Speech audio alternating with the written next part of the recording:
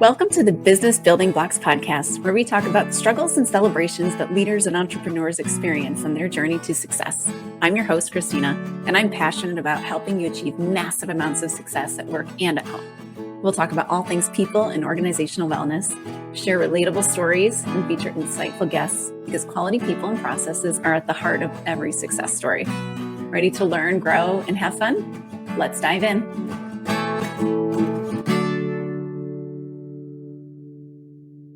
Hello and welcome to the Business Building Blocks podcast. I'm your host, Kristina Schmitt. Let me see if this is you. You're working tons of hours, yet you have a team and you just don't feel like they care as much as you do. You feel like they come to you with every problem. You're pulled away from family vacations, from your nights out, from meetings. And if you go away, you're like, oh, I can't go away because everything will fall apart without me. Does this sound like you? It's okay to say yes because there are so many other people in your place. And today I'm going to give you some insight and most importantly, some very practical things you can do to start moving away from this dependency. So many times I get leaders that come to me and they're saying, my employees just don't care, or they just don't want to take responsibility for what they're doing. And they think it's an employee problem. They think something is wrong with them. Why don't they care? Why don't they want to do as well as I want to do, or me and like the original team want to do? What's going on? And the reality is that it might be something to do with them, but there's a really good chance it's something to do with you too. I know that feels hard, doesn't it? So what we're going to do is we're going to walk through some possibilities, and then we're going to walk through how you can lead this both in understanding whether there's something you're doing or not doing that can help, or if there's, a direction you needed to take with it. So let's dive in. We love these words, don't we? Okay. So what's actually going on here? So if somebody isn't taking responsibility, it's likely one of three big buckets of things, right?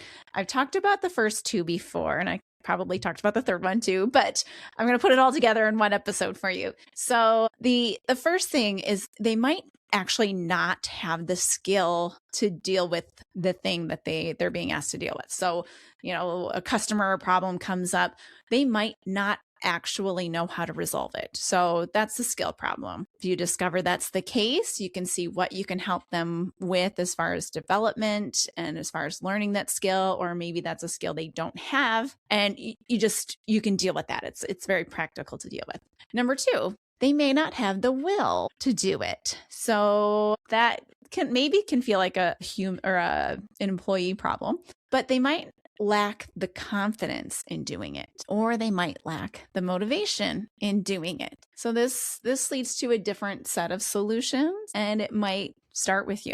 And the third kind of big bucket of reasoning of why they would probably not want to take responsibility is because they've been trained to not take responsibility. You're saying, what? What do you mean? What do you mean? I want people to take responsibility. So when we think about, you may have heard the statement of, you got to walk the talk, that kind of thing. We can say that we want people to take responsibility, but if our behaviors and what we actually do, so our actions, don't actually say that, then we may be teaching people inadvertently to not take responsibility. So let's dig into this one a little bit more, and then we'll dig into kind of the overall what we should do. So when people aren't taking responsibility, and it's because they've been trained this way, let's talk about that and what that looks like. So going back a couple of episodes ago, I had a model called the ABC model. So it was the antecedent, the behavior, and the consequence. Ultimately, what that one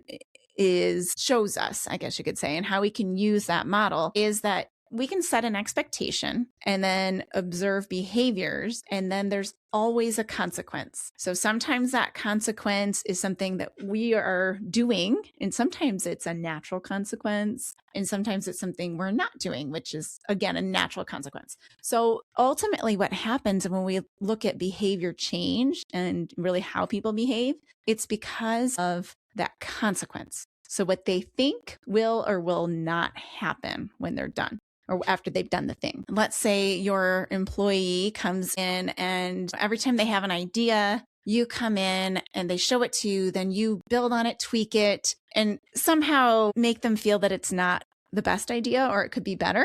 They may learn through those interactions that my ideas aren't good enough. The boss wants a final say, or it's not ready for prime time until he approves it or she approves it. So there's learned behavior there. The consequence that always happens when they have an idea or a solution is that you give feedback, change it slightly, and then it's okay to do. So now they've learned I can't do anything without getting approval first. So that's one thing, right?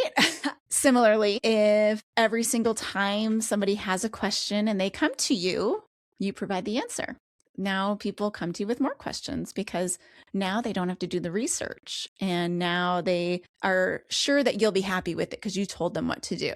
So now they've learned this behavior. They know if I go to, Sally the boss and I say, hey, I've got this question, even though I know I could have probably looked it up, they know the answer. So it's faster for me to go to them. And now I've learned that. So because that's what always happens. So I'm going to keep doing that because it makes my life easier. And they know it and they like to answer my questions, obviously. Otherwise, they'd stop doing it. Is that true? Right. So we need to realize that our behaviors or our giving of consequences are actually reinforcing the behavior that's there. So we've got to take a look at that. So that's how they can learn it within the culture. Also, another thing, if we tend to mimic what our leaders do, because whether you want to believe it or not, as the leader, we set the culture of our business. People will act like we do. People will do the things that we do, and they will believe that the things that we put weight to are important and are the things that need to get done. So let's dig into this. If you're running around, going from meeting to meeting, putting out fires, you only get things done when there's a fire. If that's what you do and how you behave as a leader, that's what your team's going to do too. So they're going to be firefighting all the time. Projects will always be put on the back burner. Coming late to meetings is a norm. And obviously the boss does it, so it's fine if I do it. So you've got to, again, think about, okay, what have I taught them? Because when we talk about culture and these behavioral norms that are part of our culture, the leader sets them. So we have to be careful what we do and how we behave, because that is how our teams will also behave. And the last one, and this one might be hard because you might not see that you're doing it, but people will live up to the expectation that is set for them. So let's dig into that a little bit more, because that might be like, what? So sometimes we treat people like they don't know what they're doing. So I'm going to actually take it even simpler. Let's think about kids. Okay. So obviously when babies are there, they can't walk and go get themselves things. So as a parent, you get used to getting them things. But if you never take a step back and say, oh, obviously they can now get their cup from the bottom drawer, they should be getting their own cup from the bottom drawer, because that's taking responsibility. That's learning something. And their expectations, like my expectations for them, should go up at this point in their lives. And they should be taking more responsibility. If we never do that, then we end up like bringing our 15-year-olds drinks all the time.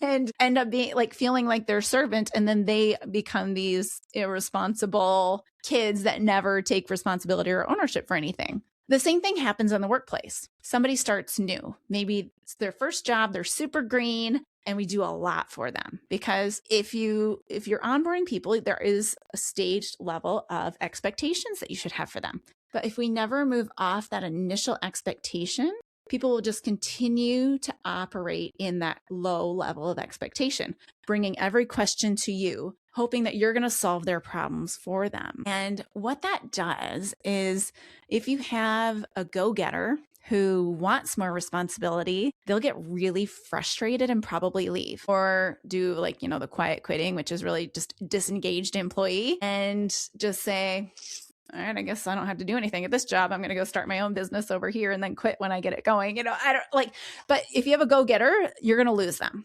essentially. And if you have somebody who might naturally really enjoy someone doing the things for them, like maybe they were raised in an environment where everything was done for them, or maybe they lack some self-esteem and they think, oh, I can't do it, but they get very comfortable in that, then you're not helping them grow and develop. And you get somebody and a bunch of team members that are very dependent upon you. And what does that do? That's going to constrain your time. That's going to make you do their jobs for them when they shouldn't. And they're going to be a disengaged workforce and, whoa, look at this, not take responsibility for things. So what we have to do is we have to start challenging people. We can't be afraid to let them think and let them do things. But how do we go from where we are today to where we want to be? Do not just go on vacation for 3 weeks and say, oh, just go figure it out, guys, because that's not going to work. Because they're used to what's always been done. They're used to you answering all of the questions, tweaking everything, always coming up with the best answer and the best solution, and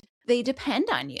So we're looking at making a behavior change. And I've talked about this several times, especially because this new year is just getting rolling. We don't go from 0 to 60, or we cannot make an instant, huge life change that's sustainable very quickly, especially in our behaviors, because it's going to feel hard. A great way that I've seen it explained, or I've heard it explained, is you've got to think about, like, you've got our neural pathways. So this is how we act. We've worn these grooves out, right? And so if you think about your behavior patterns, they're very well grooved in your mind, right? There's a big divot where you've always been thinking. And now you're trying to ask people to basically like outrun the divot and like operate in a different lane. That is not simple. So we all need some kind of support to help change where that divot is so that we can we can change. So we can change our behavior so that we can do something different. So this is what we need to do. We need to use this philosophy, is what I'm going to say, is when problems come, we need to ask, not tell. Okay. So if you were around in the 90s, there was a don't ask, don't tell sort of policy, I think, in the military.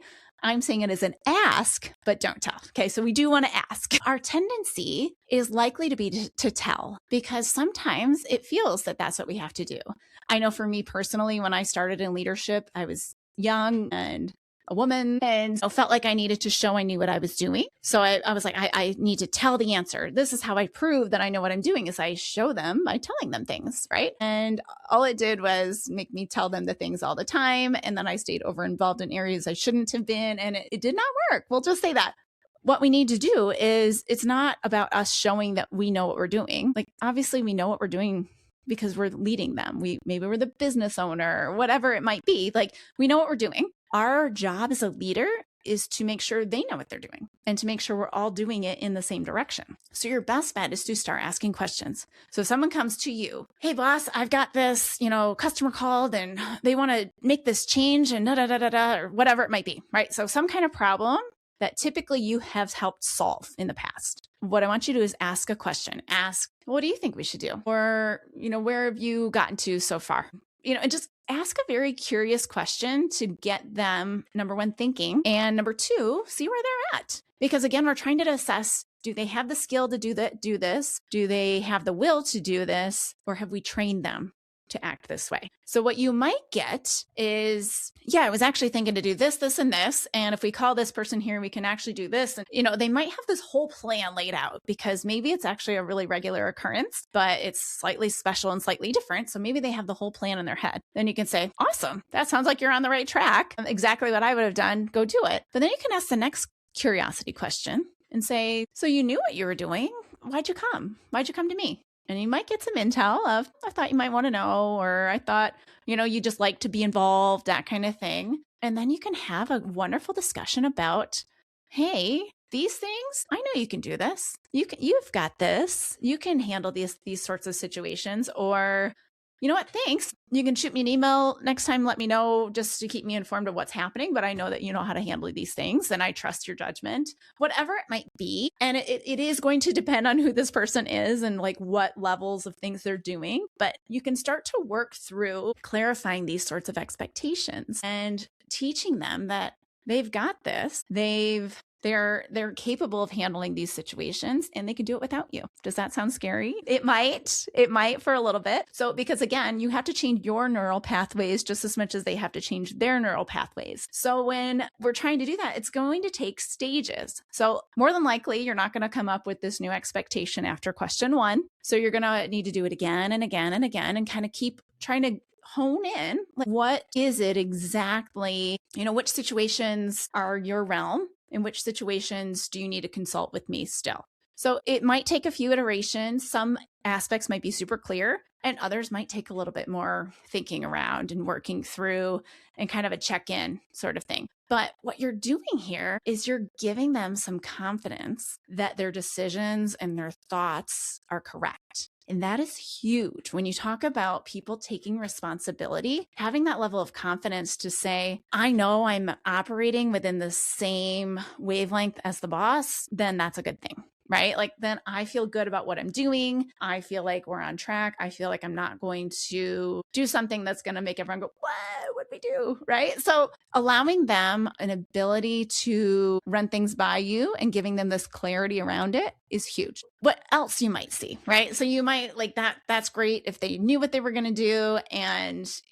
it's awesome. What you might see is they might go, I don't know. So let's not assume this is a lack of skill right away. And there's more investigation to be had here because the, I don't know, might just be like, they just didn't think about it because they're not used to thinking about it. So you might have to ask a few more prying questions like, okay, well, what'd we do? Have we seen anything like this before? What'd we do the last time? Like a couple of other like prying questions, not prying, but like discovery questions to try to understand, is it that they really don't know and they really have no clue how to address this thing? Maybe it's a super complex issue, who knows? Or is it that they've not ever thought about it? Or they might be, because our working geniuses and these ways that our brains are wired are in there. And those people that are ET, they really like permission and clarity and like just tell them the thing and go do it.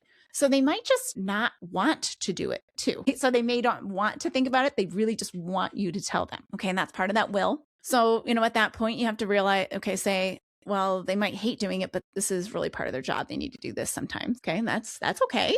You just be aware of that, be kind about it and say, hey, I get that, you don't like doing this and you're totally capable of coming up with a solution and addressing it. And you have my permission to do so, right? So you're discovering whether it's a truly not no, or if it's a maybe habit that they've asked you or habit to not think about it, or just maybe within their frustrations. And as a leader, we have to help people work in their frustrations sometimes. We don't want them to spend all the time in their frustrations because they'll be very disengaged and very worn out and very miserable. But sometimes we have to. We all have to. I have to do a lot of things I don't like doing. So we will have to do that. And as a leader, we need to support our team members in doing that and help them realize, hey, you've been, avoiding your frustration here by asking me this question, but you're capable of doing it and handling these questions without me. And that's good. So the third thing you might get, so we've already been through, like, they already knew. They just didn't want to do it because you always wanted to tweak it or whatever. The second thing, they didn't know because they didn't think about it. And then the third thing, they might really not know. And it might be above their pay grade, so quote unquote, or it might be something that maybe they're not capable of, doing it on their own. Like maybe you're the engineer and this person is the, customer service rep who happens to be fielding the phone call. Like this was a thing that you needed to answer. And there might be certain levels of maybe flow charts and systems you can create to help alleviate some of that. Or this just might be, part of the 20% that you have to help manage. Okay. Because there's probably going to be a level of like 80-20 of things that people can handle without you and 20% that you have to handle. But, if you're currently right now handling 90 to 100% of these questions, this is going to be a huge give back of your time to be able to say, you can handle that. And again, it will be helpful to start carving out, which things are within our process, which things should you be handling in your role and versus, this person's role and this person's role. And so there's going to be various levels of expectations around which questions are handled based on who it is. So how much responsibility does each person have? And that's okay. That's the way it should happen. This is how we develop our team members and develop roles and responsibilities within the team. So this is one way to do it. So when you get the question, you ask questions first. You don't always answer the question with an answer. You answer the question with a question. So you will likely get some pushback from this, especially from the people who maybe aren't naturally wired to have the answer already, and they really like you to tell them the answer. And you'll have to stop yourself from telling them the answer right away as well, because sometimes it's fun to tell them the answer. And sometimes it feels easier to just tell them the answer, just do it for them. So there's going to be some learning and some probably falls where you do tell them and forget to ask, but that's okay. That's part of your learning and your development. The other thing that I would like for you to do is I want you to think about something that annoys you, like a situation that drives you bonkers, okay? And ask yourself, what is driving me bonkers about this situation? And particularly about like somebody not taking responsibility. What is driving me bonkers? And what you'll likely find is that there's possibly something that you're reinforcing. So going back to the ABC model, what consequence am I doing that is actually reinforcing the behavior that drives me bonkers? And start to tweak that one too. I would recommend with both of these things, maybe start with one person. Like maybe there's somebody who's always in your office. Maybe start with that person because that might be simpler for you. But maybe there's a whole mindset thing of just make it a game. I'm going to ask a question. Every time someone asks me a question, I'm going to ask them a question back. Okay. You might become annoying. So watch the questions you're asking, keep them curiosity focused, keep them, focused on the task at hand, but like try it. Sometimes that whole mindset flip can help you to realize that, gosh, I can take a whole bunch of hours worth of work off of my plate because I've given people permission to make these decisions. If this feels scary and you'd like some support in figuring out, okay, what sorts of things should I be getting help with, or what sorts of things should I be letting go of, reach out. I love to help leaders discover what's right for them to be doing and what's right for their team to be doing and how to best do that well. So if you enjoyed today's episode, please like it and share it with a friend. Leave a comment on the YouTube and most importantly, leave a review so that other people can start to get the message out and start to see the podcast and really get some of this information in their hands, because this is how we're going to have better businesses, better teams, and better lives overall. So I will see you on the next episode of the Business Building Blocks podcast. Thanks for tuning in to the Business Building Blocks podcast. If you enjoyed this episode, make sure to subscribe so you don't miss what's next. If you found value in our conversation, please leave a quick review, like, or share. It helps us reach more amazing listeners like you. For more resources and insights, visit KristinaSchmitt.ca, where you can find tools and support to empower your leadership journey. Thanks again for listening, and we'll see you in the next episode.